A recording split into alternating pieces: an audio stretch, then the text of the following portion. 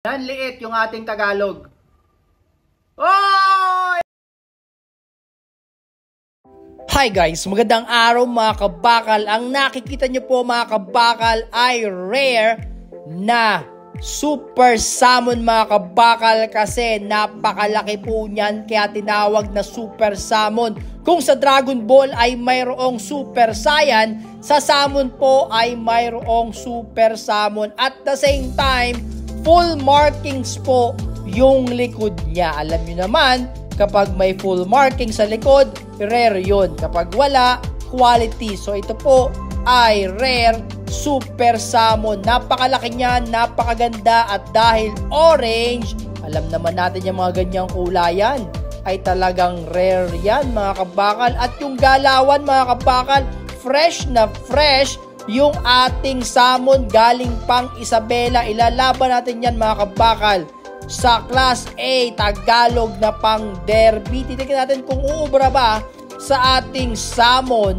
super salmon, yung Class A na Tagalog. Very excited ako mga kabakal. Gusto kong makita ko ng mangyayari. May palagba ang pang derby dito sa higanteng super salmon na para bang si San Goku. Sana ay meron super salmon to pa, diba? Para solid. Ito naman, ilabas na natin sa kanyang lagayan yung ating Class A. Ayan, kitang-kita nyo naman. Tigrihan yan. At kung makikita ninyo, maganda yung markings ng ating tigrihan. Matapang yan. Pang derby yan. Malaki yan. Hindi yan tigri 5 piso. So, kuhanin natin. Ayan, nakikita nyo naman, napakaganda ng markings. Akala mo, salmon. Kasi kung hindi nyo alam, yung mga Tagalog na gagamba ay galing din po yan sa Isabela. Kaya yung markings ng likod nila ay hindi nalalayo sa markings po ng salmon. Pero wag ka mga kabakal, pinsan lang naman ng mga salmon itong mga Tagalog. Kung merong mga ibang line na pang derby, meron din po ang Tagalog. Ito po ang tinatawag natin na Class A Tagalog pang derby, kayang tumalo ng Masbate line at ng Gensan. Hi guys, magandang araw mga kabakal. Ngayon ay ilalaban na natin yung ating rare quality na salmon mga kabakal na orange na napakalaki ng galamay. Gusto na lumabas. Ito na po siya mga kabakal. Grabe oh. Grabe naman. Laki ng galamay niyan boy. Quality rare mga kabakal na quality. Unang-una, quality kasi napakalaki ng galamay nito. So quality talaga to. At ang presyuhan nito mga kabakal ay minsan pinapabid pa. Pinapabid na umaabot pa minsan ng 350 ang isa kasi quality sa laki, OS, oversize or oversize, hindi pag jumbo kasi buntis eh. Oversize para sa akin yung size niya. Sa salmon napakalaki nun, para na siyang Japanese spider. Tapos complete pa yung marking sa likod niyan, kaya rare. So kuhanin natin yung kanyang mga kalaban na Class A at quality na Tagalog. Malupit din yun. So kuhanin natin. Grabe naman, nagkagulatan. So ito na. Alright, so nandito na sila. Ang ating salmon, hinahunting ang Tagalog. Ang liit mga kabakal. Grabe, nanliit mga kabakal. Nanliit yung ating Tagalog. Oh! Ano yun? Ano yun? Uy, dinakma mga kabakal. Dinakma. Ayan o. Binibilutan. Binibilutan mga kabakal. Ayun o, ayun o. Grabe to, grabe. Grabe naman. Ayun, di na pinakawalan mga kabakal. Ang bilis ng laban. Grabe mga kabakal. Quality talaga. Quality na rare. Rare na rare talaga yung itsura niya plus quality. Grabe. Ang liit kasi. Tapos ang laki ng galamay ng ating ng ating salmon. Kaya nahirapan. Ayan, nahirapan. Kaya nahirapan yung ating Class A quality na Tagalog. So yan, grabe oh. Hindi na umubra mga kabakal. Dinakma lang niya parang pagkain. Siguro sabi niya, uy, may pagkain dito, akin na to. Pagkakita niya kagad, dinakma niya eh. O yan, so kukuhanin niyo. You know. Solid mga kabakal. Isa sa pinakamabilis na laban ng salmon na nakita ko. grabe talaga, mapapanganga ka. At ganoon pa rin, kung gusto nyo mag-order ng mga salmon, marami tayong mga gamba, salmon, bark, Jensen, Tagalog, mga pang-derby, i-message nyo lang ako sa aking Facebook page. Nasa baba po ng description ng ating video para makapag-order din kayo, mag-follow na rin po kayo. So yun, goods na gusto to, maraming salamat po. Hi guys, magandang araw mga kabakal. So tayo nagbabalik kasi nabitin ako doon sa ating salmon. So since na itong ating bark spider ay papakainin ko, tignan natin kung lalaban sa Tagalog natin mga kabakal. So ito na, bonus round mga kabakal. Tagalog versus bark spider o mechas muna nga. Ay! Grabe mga kabakal, nagutom yung bark. Nagutom yung, ay! Hinahunting mga kabakal. Hinahunting, ay! Hinahunting mga kabakal nung bark. Nagutom yung bark. Ito magandang bonus round. Yari ka dyan boy, tumakbo ka na boy. Uy, bumaba. Alright mga kabakal, bumaba yung ating Tagalog. Medyo kinakabahan ako sa bark kasi nga baka mamaya magkamali ng kagatin. Ako makagat. Uy, bumaba. Makit ulit. So yan, nangahunting na mga kabakal. Ito gusto ko sa bark palaban. Uy, dinadakma niya mga kabakal. Takbo, talon. Oy! Sinakmal mga kabakal! Hindi ka na makakawala dyan boy. Ito ang delikado mga kabakal sa bark. Mga kabakal, ayan. Nabutas mga kabakal. Nabutas. Alam mo naman mga kabakal kapag kumagat ang bark,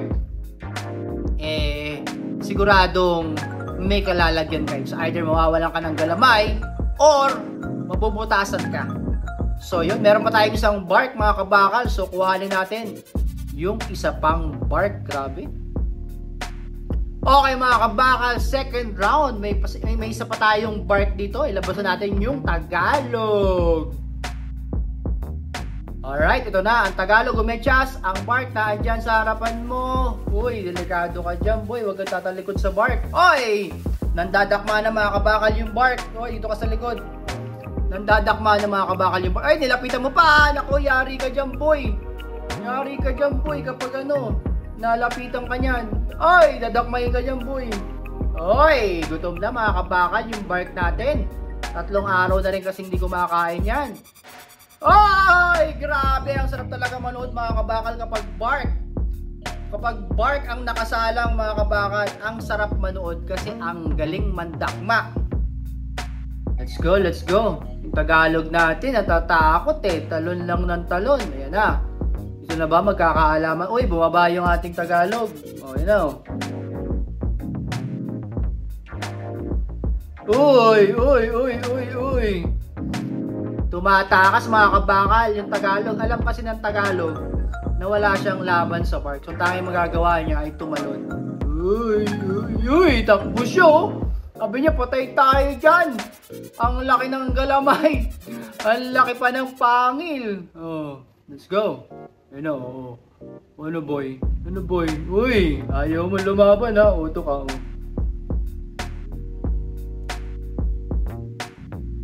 Nagpapakipot pa mga kabakal yung ating Tagalog. Mukhang wala nang lakas yung Tagalog natin. Pero ayan o, hinahunting ng bark. Hinahanap ng bark. O ayan o, magkita kayo dyan. Uy, bumaba. Uy, grabe mga kabakal. Hinahunting ng bark. Uy, huwag ka dyan po, dito ka. Uy, talagang palos mga kabakal, palos itong ating Tagalog. Oy, grabe mga kabakal. Grabe, nanununggab. Nanununggab yung bark mga kabakal.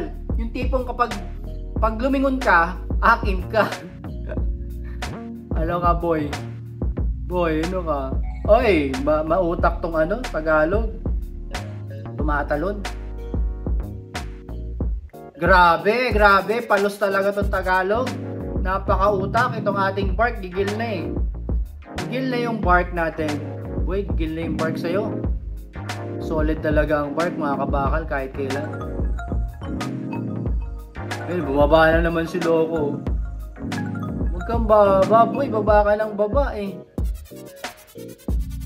Please, gusto ko nang makita kung paano ka mahasak. O, bumaba ka uli, ano meron? Let's go. Ano? Nakahanda na kaagad sa pagtalon yung Tagalog eh. Boy, huwag ka nang tumalon. Mamaya ako pa mapagkamalan yan. Yari ako, boy. Ah! Yari ka, boy! Nahuli ka! Sabi ko sa'yo, huwag kang magpapahuli sa park eh. Kinagat, mga kabakal. Kinagat sa ulo. Wala na, boy! Galaw, boy! Boy, galaw! Mga kabakal, iba talaga pag nakagat ka ng bark, mga kabakal. Kaya ako medyo nag-iingat talaga ako eh. Kasi medyo agresibo ang bark, lalo na pag gutom. So yan, no? Wala nang sapot-sapot yan. Kagat agad. Kung saan nag-enjoy kayo mga kabakal at ganun pa rin, kung gusto yung bumili ng mga bark, is ayun! Grabe ngayon ko lang nakita, nagsasapot din pala yung bark. So kung gusto yung bumili mga kabakal ng mga matatapang at malulupit na bark, magaganda yung mga disenyo sa likod, may mga mukha pa, eh message nyo lang ako sa aking Facebook page, sa baba po ng description ng ating video. Yummy naman nun, grabe, napaka-satisfying naman. Solid mga kabakal. So yun, tantingan na. So yun mga kabakal, lalagay ko na ito sa lalagyan. Maraming salamat po.